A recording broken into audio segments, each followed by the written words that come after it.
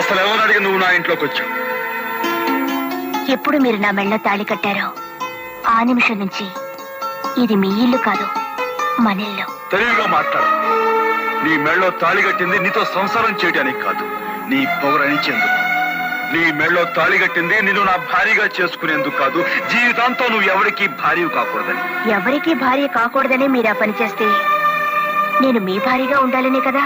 ఏమండి, జరిగిందేదో జరిగిపోయింది, అదంతా మర్చిపోదామండి. మర్చిపోదాం? ఏమిటి మర్చిపోయేది?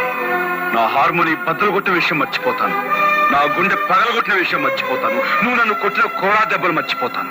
కానీ 10 మందిలో నేను చేయని నేరం నా మీద మోపి నా నిజాయితీ మీద నువ్వు అహంకారంతో వేసిన మచ్చను మాత్రం మర్చిపోలేను. ఆ మచ్చను చెరుపుకోలేను కూడా. చూసారా మావయ్య గారు, భార్యతో మాట్లాడే మాట్లాడారు. నువ్వు నీ నక్క వినయాలు.